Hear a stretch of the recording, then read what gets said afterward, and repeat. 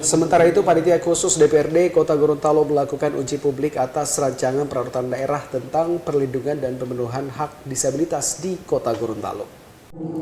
Dari jajaran pemerintah Kota Gorontalo, Ketua Pansus 1 Darmawan Dumi mengatakan ada beberapa masukan baik dari para pegiat disabilitas serta akademisi hukum terkait Raperda ini.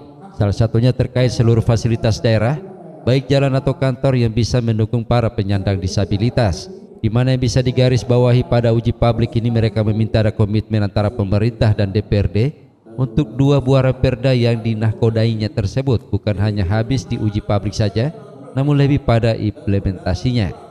Yang bisa saya garis bawahi pada uji publik ini, mereka meminta ada komitmen kita antara pemerintah dan DPRD untuk bagaimana 4 buah rancangan peraturan daerah ini, khususnya lebih khusus lagi 2 buah rancangan peraturan daerah yang saya nakodai, itu betul-betul bukan hanya habis pada saat uji publik, akan tetapi pada implementasinya harus dapat maksimal. Saya kasih contoh terkait dengan disabilitas. Mereka berharap agar seluruh aset daerah, baik itu kantor, jalan, dan lain sebagainya, itu memang betul-betul bisa ramah terhadap disabilitas. Yang kedua contohnya adalah bagaimana hari ini masifnya terkait dengan peredaran narkotika di Kota Gorontalo. Nah, dengan adanya peraturan daerah ini, mereka berharap agar pencegahannya itu lebih lagi kita maksimalkan. Dari hulu sampai dengan hilir, pencegahan itu harus betul-betul masif.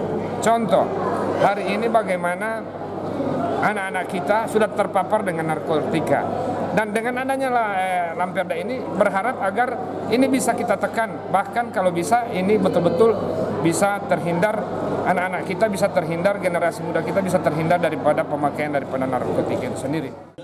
Sementara itu, salah satu aktivis anak Ramli Pinoy mengatakan terkait dengan 2 buah Raperda, masing-masing Raperda tentang perlindungan dan pemenuhan hak disabilitas dan Raperda tentang pencegahan dan pemberantasan penyalahgunaan dan peredaran gelap narkotika dan prekursor narkotika, objeknya kepada anak. Olehnya sebelum ditetapkan sebagai peraturan daerah, maka Dinas Perlindungan Perempuan dan Anak sudah harus berdiri sendiri. Nah, objek dari 2 rancangan ini itu ke anak. Nah, berbicara tentang anak ini juga sebelum ditetapkan rancangan ini sebagai peraturan daerah harus ditopang juga oleh pemerintah daerah yang memang menseriusi urusan anak. Nah, sementara pemerintah Kota Gorontalo dalam hal ini Pemda, ini urusan anak itu urusan paling belakang. Di Dinas Pengendalian Penduduk, Keluarga Berencana, Perlindungan Perempuan dan Anak, ini dinas yang menangani ini. Artinya urusan anak itu urusan paling belakang.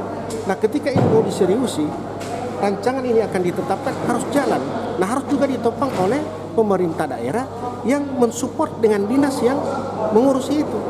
Mestinya dinas sudah harus berdiri, Dinas Perlindungan Perempuan dan Anak sudah harus berdiri sendiri. Ini saran kami. Sehingga rancangan ini ketika menjadi peraturan daerah, ini akan jalan. Tim Liputan Advertorial, Mimosa TV.